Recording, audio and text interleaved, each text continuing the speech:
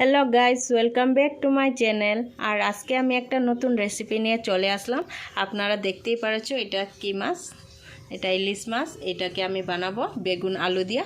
আর এখানে আমি মশলাটা লয়ে লইছি কাঁচা লঙ্কা, আদা, রসুন, পেঁয়াজ আর সরষে। এটা আমি সুন্দর মতন বেটে নিব। আর এদিকে আমি বেগুনটা কেটে নিচ্ছি, ধুয়ে রেখা দিছি। বেগুন আর আলুটা এটা আমি আলাদা ফ্রাই করে তারপরে গিয়া তরকারির মধ্যে দিব। আপনারা দেখা থাকেন। কড়াই গরম হয়ে গেছে, তেল দিয়ে দিই। তেল গরম হয়ে গেছে, মাছটাকে আমি হালকা ফ্রাই করে নেব। হালকা ফ্রাই করে নিচ্ছি, এখন উঠাই নেব মাছটাকে। আমি মাছ ভাজার তেলটাতে বেগুন আর আলুটা ফ্রাই করে নেব। তেল গরম হয়ে গেছে, আমি এখানে কালো জিরা আর একটা শুকনো লঙ্কা দিয়ে দিব।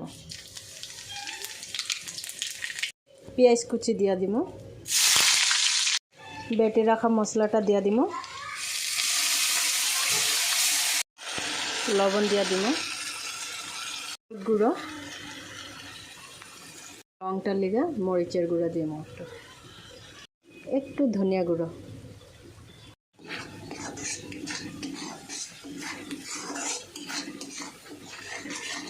মশলাটা সুন্দর করে ফ্রাই করতে হবে। আর আপনারা এরকম বানাইয়া দেখবেন ঘরের মধ্যে।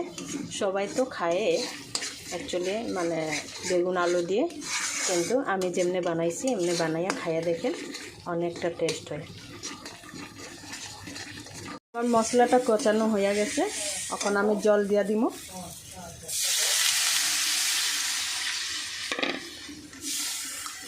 তরকারিটা উতলাইয়া গেছে, এখন আমি ভাজে রাখা আলু বেগুনটা দিয়ে দিব। মাছগুলো দিয়ে দিব তরকারিতে।